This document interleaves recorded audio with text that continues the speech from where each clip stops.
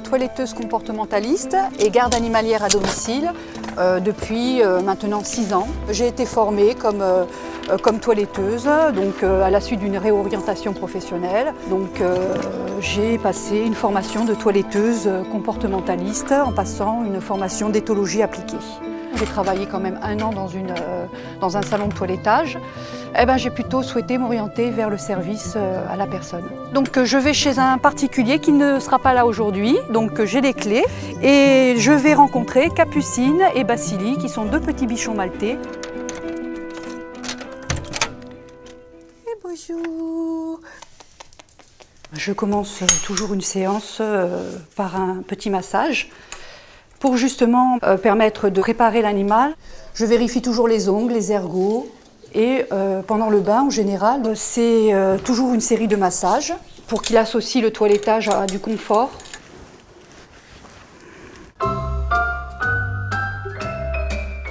Le toilettage représente un bon mi-temps sur le terrain. Et le reste du temps, c'est plus de l'administratif, le démarchage, le commercial. Je n'ai pas d'enseigne, donc le blog me permet, si vous voulez, de pouvoir m'exprimer et de pouvoir faire passer un message sur le service que je propose, toilettage, garde, promenade. Il faut avoir un bon moral, parce qu'il faut toujours être égal à soi-même. Avoir cette capacité d'adaptation, qui n'est pas toujours facile chez le particulier, parce qu'on rentre dans l'intimité des gens, et puis pouvoir gérer les émotions des autres sans faire appel à ses propres émotions, laisser de côté ses émotions. La plupart des personnes âgées chez qui j'interviens, ce sont des personnes qui vivent seules, qui sont veuves, qui n'ont pas de famille. Donc moi, j'arrive, si vous voulez, dans un contexte souvent où il y a beaucoup de souffrance chez la personne.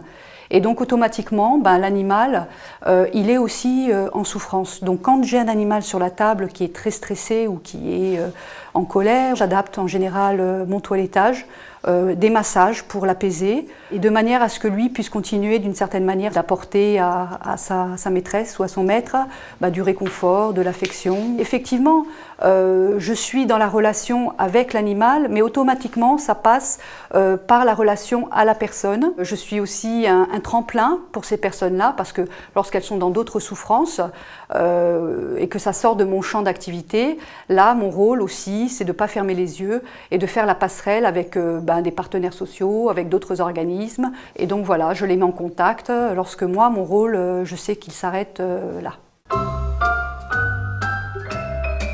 Le regard de la société sur mon activité n'est pas encore vraiment, on va dire, valorisé. Ils ne considèrent pas mon activité comme une profession à part entière, ce qui est fort dommage puisque j'interviens comme une professionnelle pour la Chambre des métiers ou pour les organismes sociaux. Et pour les particuliers, pour la plupart, la majorité des particuliers, c'est une nécessité parce qu'elles sont très dépendantes de ce que ressentent leurs animaux. Donc lorsque l'animal est bien toiletté, qu'ils ont du bien-être, effectivement les personnes se sentent bien et là elles prennent conscience de l'importance de toiletter leurs animaux chez eux pour pouvoir être dans ce bien-être et dans ce confort. Souvent ma relation avec les personnes, c'est pas une fois, c'est sur 1 an, 2 ans, 3 ans. Et donc je m'occupais d'un chien et d'un chat chez une cliente. Sa fille m'a appelée en urgence pour me dire que sa mère avait été hospitalisée et qu'il fallait que je vienne m'occuper donc du petit shih tzu et du petit chat. Et puis j'ai appris avec la fille que la mère ne rentrerait pas et qu'elle était obligée d'abandonner ses animaux, de les amener à la SPA. Cette dame, pour moi, si vous voulez, j'avais une relation aussi avec elle. Et quand elle me parlait de ses animaux, elle disait toujours, le jour où je pars, qu'est-ce que vont devenir mes animaux, comme me disent la plupart de mes clients.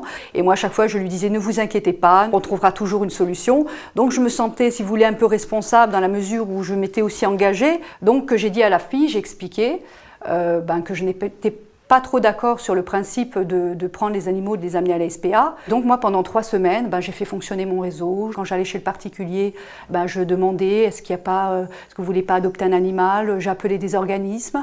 Et puis un jour, j'ai une cliente qui m'appelle et qui me dit voilà, donc j'ai une bonne nouvelle à vous annoncer. Effectivement, une famille a accepté d'adopter donc Sissi, qui était la chatte, et Ruby, qui était le chien. C'était la belle belle chute avec une famille pleine d'amour. C'était vraiment quelque chose d'extraordinaire. Ça a été un parcours du combattant pour déjà créer mon activité et pour faire tout ce que j'ai fait. Quelle que soit la difficulté, je la surmonte toujours. Voilà, et j'ai des idées, effectivement, des perspectives de développement. Je reste optimiste. Voilà, donc il n'y a pas de souci à ce niveau-là.